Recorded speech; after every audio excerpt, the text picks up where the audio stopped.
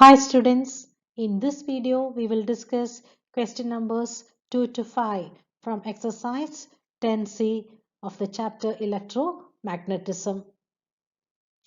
These questions are from Faraday's laws of electromagnetic induction. Question number 1. State Faraday's laws of electromagnetic induction. The scientist Faraday formulated two laws of electromagnetic induction based on his experiments. Now you have to state those two laws. Faraday formulated the two laws of electromagnetic induction. The first law, whenever there is a change in the magnetic flux linked with a coil, an EMF is induced. EMF is electromotive force. The electromotive force induced lasts so long as there is a change in the magnetic flux linked with the coil. From the first law, it is clear that only when there is a change in the magnetic flux linked with the coil, there is EMF or electromotive force. And according to the second law, the magnitude of this electromotive force EMF induced is directly proportional to the rate of change of magnetic flux linked with the coil.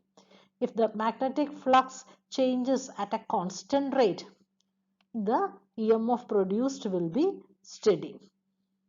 From these two laws, you must understand that only when there is a change in magnetic flux linked with a coil, the EMF is induced. And the induced EMF is directly proportional to the rate of change of this magnetic flux. Question number 2. State two factors on which the magnitude of induced EMF in a coil depends. The magnitude, what is the magnitude of the induced EMF depends on. That is the second question. The magnitude of this induced EMF depends on the rate of change of magnetic flux linked with each turn of the coil. And second is the number of turns in the coil. Question number 3. What kind of energy change takes place when a magnet is moved towards a coil having a galvanometer between its ends? Name the phenomenon. What is the answer for this question? When a magnet is moved towards a coil having a galvanometer between its ends, the mechanical energy changes to electrical energy.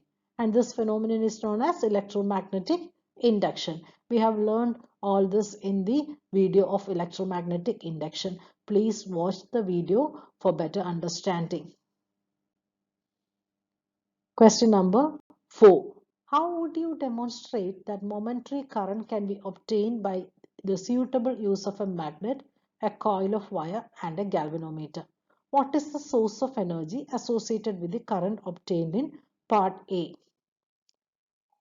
This is the diagram. In the diagram, you can see a magnet. This is the magnet. Now, this is the north pole of the magnet, and this is the south pole of the magnet. The magnetic field lines from the north pole is shown in red color. This is the coil, and the coil is moving in this direction. When the coil is moving in that direction, initially here in this diagram there are only few magnetic field lines, but in this diagram you can see there are more number of field lines because as it is moved towards the magnet, it links with the more number of magnetic field lines of the magnet. Therefore, when the magnet is moved, there is a change in the magnetic flux and an EMF is induced. Answer for this question is when there is a relative motion between the coil and magnet, magnetic flux linked with the coil changes. As shown in the figure, coil is moved towards the north pole of the magnet, so the magnetic flux through the coil increases. Similarly, if the coil is moved away from the north pole of the magnet, the magnetic flux through the coil decreases. When the magnetic flux is increasing or decreasing, there is a change in the magnetic flux, isn't it? Therefore, whenever there is a change in the magnetic flux, an EMF is induced due to the change in the magnetic flux. And this induced EMF will causes the current to flow. Due to the change in the magnetic flux linked with the coil, an EMF is induced in the coil. The induced EMF causes a current to flow in the coil if the circuit of coil is closed. You can connect the galvanometer to the coil so the current can be detected using the galvanometer. And B part of the question. The answer is the source of energy associated with the current obtained in part A is the mechanical energy. That means there should be a relative motion between the coil and the magnet. That movement is actually the mechanical energy. It is this mechanical energy which is producing the electrical energy. Please watch the video on electromagnetic induction. The link is given in the description box. Thank you for watching this video, and if you found this useful, please share with your friends.